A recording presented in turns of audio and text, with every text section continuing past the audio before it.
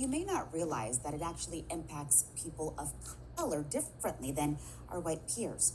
Dr. Dona Kim Murphey and Laura Lam join us live to dig into this issue. Good morning. Good morning. Good morning. So, first, Lauren, thanks for being here. I'd like to ask you to tell us your story about how Alzheimer's has impacted you and your family.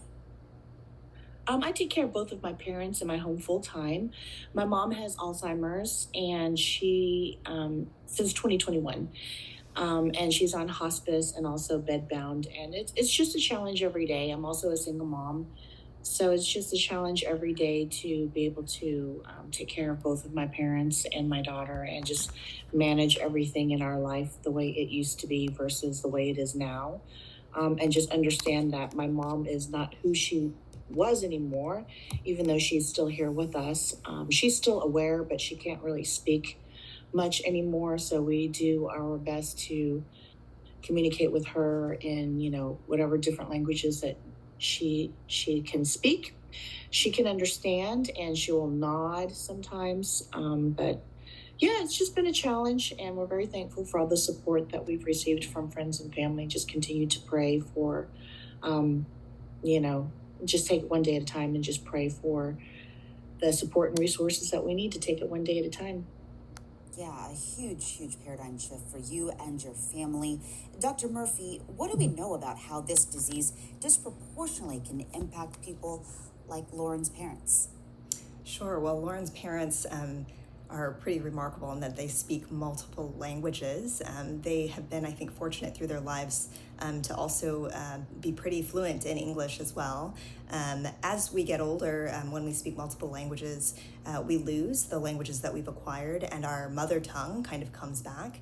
And that can make it difficult for people who have this disease to continue to engage with people in the healthcare professions who are only English speaking.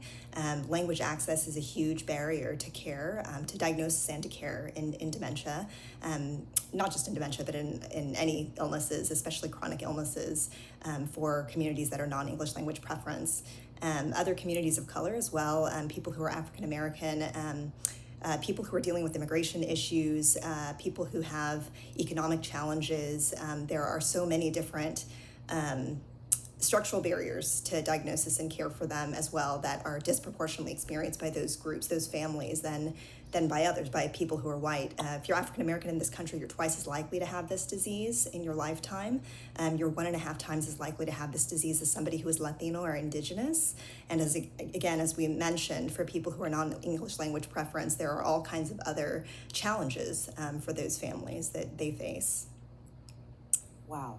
So you've given us a really good idea, Dr. Murphey, of what the problem is and how it can impact communities of color differently. And I want to correct myself. Laura has been so wonderful in sharing how it's impacted her family specifically. So with those problems laid out, Dr. Murphey, what are some of the solutions out there to help these communities specifically?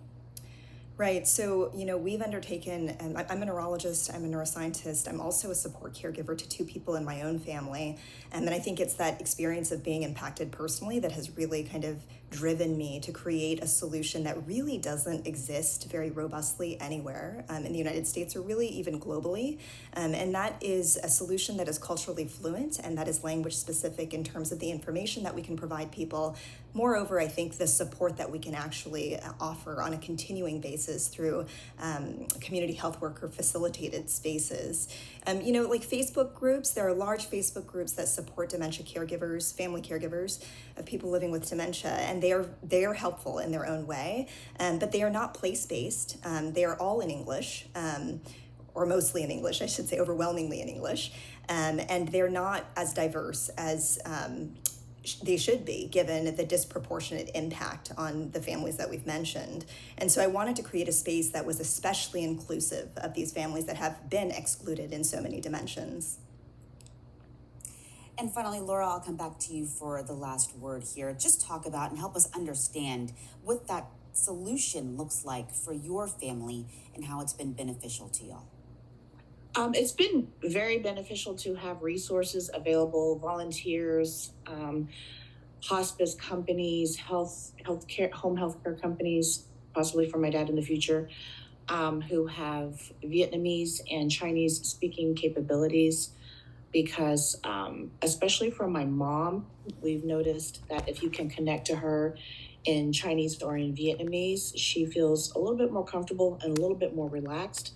Even though she can speak English and she can understand English and she's fine with it, I don't, I don't know. I just observed a comfort level and a peace and a joy about her if, you can speak Mandarin or Cantonese or Vietnamese to her. She's comfortable and she kind of lights up a little bit. Her face lights up a little bit more, and she will answer more questions. So yeah, that's what I've experienced with her, and yeah. Really illustrates the growing need for this type of care as our Asian American community in particular grows here across Texas. Laura, Dr. Murphy, thank you both for joining us this morning to talk about this really important topic.